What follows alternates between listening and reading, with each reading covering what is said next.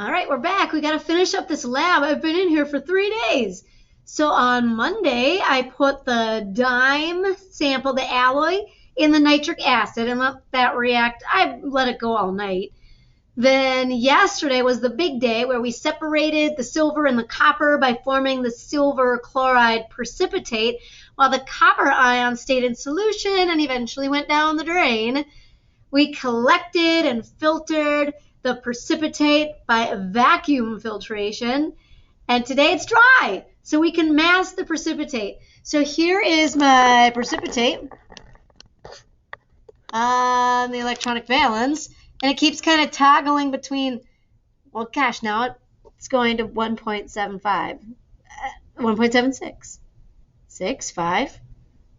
Well, I wrote down 1.76, like I swear, 5 seconds ago, and now it's changing to 1.75. I'm going 1.76. That was there for a second. Okay, so here's our sample. It's nice and dry, and I'm going to take it off the electronic balance so you can see it a little better. I can turn that off. Okay, so, whoa, should I get that in the frame? Okay, there it is. So the silver chloride is dry. It's totally dry. It is a nice white precipitate. However, the more I kind of look at it, if I look real closely, I see some tiny dark speckles.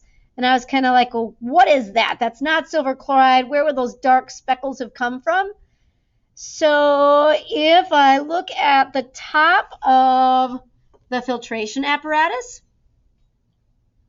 so, I mean, these things are eventually kind of hard to clean out, and they just get a little residue in there. But can you kind of see that there just is, I mean, it doesn't really come off.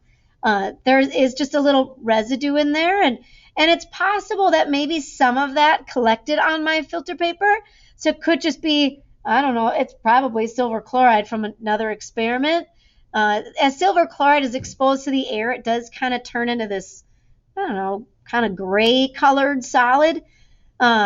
Silver ions like this are what are in transition, like lenses. Yeah, you ever heard those transition lenses that you go outside and they turn colors in the sunlight?